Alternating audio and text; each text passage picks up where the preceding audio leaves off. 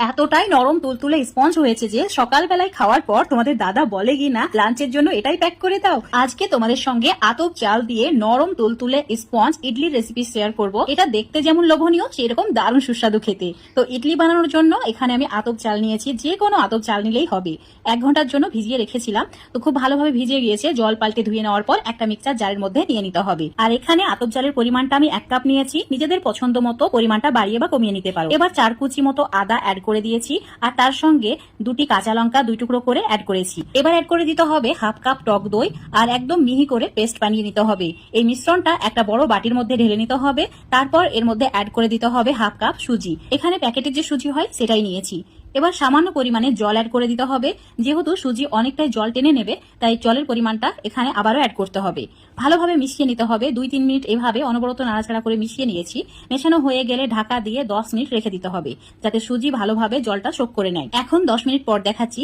একটা বড় সাইজের হাতার মধ্যে নিয়েছি 1 চামচ গোটা জিরে, 1 চামচ গোটা সর্ষে, কালো সর্ষেটা নেবে। তারপর দিয়েছি 2 চামচ সাদা তেল। তো একদম ভালোভাবে এটাকে গরম করে নিতে হবে, যাতে সমস্ত কিছু ভাজা ভাজা হয়ে যায়। আর এই গরম তেলটাই মিশ্রণের মধ্যে অ্যাড করে দিতে হবে। ভালোভাবে মিশিয়ে নিতে হবে। তো মেশাতে হবে একটু সময় ধরে। 1 মিনিট এভাবে মিশিয়ে নিয়েছি, যাতে তেলটা মিশ্রণের মধ্যে ভালোভাবে মিশে যায়। তো এখন এর মধ্যে স্বাদ মতো নুন অ্যাড করে দিতে হবে। নুনটা অ্যাড করার পর দিতে হবে 1 চামচ বেকিং পাউডার আর 1/2 চামচ baking soda. Baking powder baking soda যদি না দিতে চাও, তাহলে দোকানে যে ইনো কিনতে পাওয়া যায়, সেই ইনো 1 চামচ অ্যাড করে ভালোভাবে মিশিয়ে নিলেই মিশ্রণটা রেডি হয়ে যাবে। তো একটা থালার মধ্যে 1 চামচ সাদা তেল এভাবে হাত দিয়ে ব্রাশ করে নিচ্ছি। ব্রাশ করা হয়ে গেলে মিশ্রণ অ্যাড করে দিতে হবে সম্পূর্ণই। তারপর থালাটাকে ঝাঁকিয়ে নিতে হবে, যাতে এটা ভালোভাবে সেট হয়ে যায়। এবারে মিশ্রণটাকে স্টিম করে নিতে হবে। চুলোর উপর একটা কড়াই নিয়েছি বড় সাইজে, তার মধ্যে জল অ্যাড করেছি 1/2 গ্লাস মতো। একটা স্ট্যান্ড বসিয়ে থালাটাকে সেট করে দিতে হবে, যাতে এটা নড়াচড়া না করে। ঢাকা দিয়ে দিতে হবে। তারপর চুলোর ফ্লেমটা মিডিয়াম টু হাই করে দিয়ে 10 মিনিট স্টিম করে নিলেই ব্যাস রেডি হয়ে যাবে দারুণ সুস্বাদু, দারুণ লোভনীয়, সুপার হেলদি ইডলি।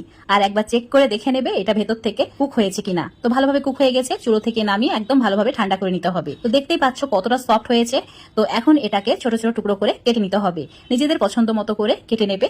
তো কাটার সময় বোঝাই যাচ্ছে এটা ভেতর থেকে কতটা স্পঞ্জ হয়েছে। কেটে নেওয়া হয়ে গেলে সামান্য পরিমাণে একদম ফ্রেশ দেখে ধনেপাতা কুচি এভাবে ছড়িয়ে দিতে হবে।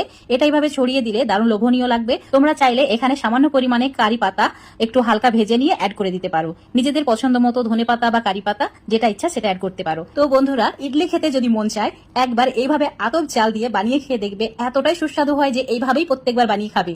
তো আজকের রেসিপিটা যদি তোমাদের ভালো লেগে থাকে, অবশ্যই লাইক শেয়ার কমেন্ট করে দেবে। ফেসবুক পেজ থেকে দেখলে পেজটাকে ফলো করে নেবে। ইউটিউব থেকে দেখলে চ্যানেলটাকে সাবস্ক্রাইব করে রাখবে আরো এরকম রেসিপিগুলো পাওয়ার জন্য। তো বন্ধুরা, এই ইডলিটা তোমরা যে কোনো চাটনি বা সাম্বার দিয়ে সার্ভ করতে পারো। আমি এখানে ধনেপাতা চাটনি দিয়ে সার্ভ করেছি। তোমাদের এখন আমি একটা ভেঙে